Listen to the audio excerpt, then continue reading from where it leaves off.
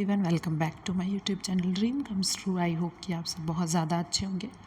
और जैसा कि स्क्रीन पे दिख रहा होगा कि यहाँ पे जो है मैं बात करने वाली हूँ, जब से CUT PG का फॉर्म आया है ना, तब से मार्केट में इतनी हलचल है कि और सबसे ज़्यादा प्रॉब्लम, सबसे ज़्यादा क्वेश्चन जो आता है ना, वो इस चीज़ को लेके आता है कि कौन सा सर्टिफिकेट स्टेट का डालें, सेंट्रल का डालें, नया सर्टिफिकेट नहीं है तो क्या करें।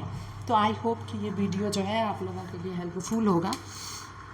तो सबसे पहले मैं आपको ये बता दूं कि ये जो सबसे पहले मैं बात कास्ट सर्टिफिकेट पे करूँगी। तो सबसे पहली बात है कि आप लोग को पता होगा कि कास्ट सर्टिफिकेट जो है वो सेंट्रल और स्टेट दोनों का होता है।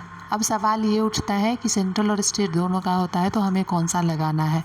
तो NTA एक सेंट्रल एजेंसी है, सो इसलिए आपका यहाँ पे सिर्फ और सिर्फ सेंट्रल का सर्टिफिकेट ही कंसीडर किया जाएगा, स्टेट का सर्टिफिकेट कंसीडर नहीं किया जाएगा।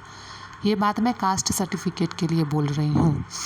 दूसरी चीज़ कि दोनों में अंतर क्या है, तो स्टेट वाले में अंतर ये है कि हो सकता है, जैसे मैं बिहार की हूँ तो मैं बिहार के जनरल कास्ट में आती हूँ, या फिर जनरल का बात छोड़ते हैं, चलिए मान लीजिए मैं बिहार के OBC कास्ट में आती हूँ।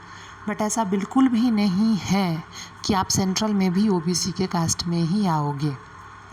ये बिल्कुल भी नहीं है कि आप अपने स्टेट के लिए OBC हो तो आप सेंट्रल में भी OBC में ही आओगे। हो सकता है सेंट्रल में OBC जनरल के रूप में गिना जाता है, तो इसलिए ये जो है फ़र्क होता है सेंट्रल और स्टेट का। सो NTA के लिए इट मीन्स आपको CUT UG CUT PG कोई भी हो, उसके लिए आपको सिर्फ और सिर्फ सेंट्रल का ही सर्टिफिकेट देना पड़ेगा। पहला कन्फ्यूज़न दूर। दूसरा ये कि अभी जो फॉर्म भरा रहा है तो ऑफ़कोर्स आप लोग के पास अभी न्यू जो है वो सर्टिफिकेट नहीं होगा, तो कोई दिक्कत नहीं है। फॉर्म में जो है आप अपने सर्टिफिकेट का नंबर और जो भी इशू डेट है वो डाल दीजिए। फॉर्म भरने में कोई इशू नहीं है भाई। आपका डॉक्यूमेंट वेरिफिकेशन जब होगा ना, उस टाइम आपके पास न्यू सर्टिफिकेट होना चाहिए।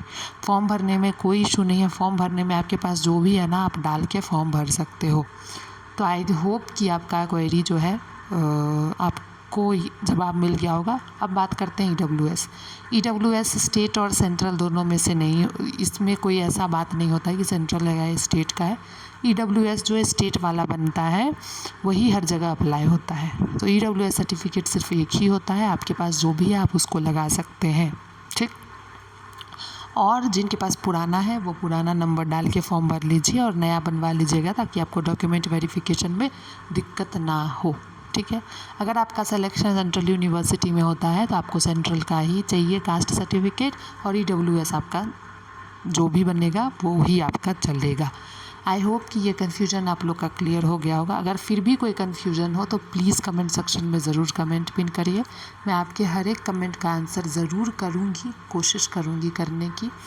दूसरी चीज़ देखिए, मेरे पास बहुत सब्सक्राइबर तो नहीं है, लेकिन जितने भी हैं मैं उसके साथ अपने काम को कंटिन्यू करना चाहती हूँ। और रहा सवाल ऑफ कोर्स कोई भी इंसान मेहनत करता है तो वो चाहता है कि मैं आगे बढ़ूँ। तो अगर ये वीडियो आपके लिए हेल्पफुल होगा तो प्लीज़ लाइक एंड सब्सक्राइब ज़रूर करिएगा। आपका एक सब्सक्राइब मुझे मोटिवेशन देता है वीडियो बनाने का। And please trust me guys, अगर कुछ भी प्रॉब्लम हो प्लीज़ आप कमेंट सेक्शन में कमेंट करिएगा, मैं ज़रूर आंसर करूँगी। मिलते हैं नेक्स्ट वीडियो में, बाय बाय।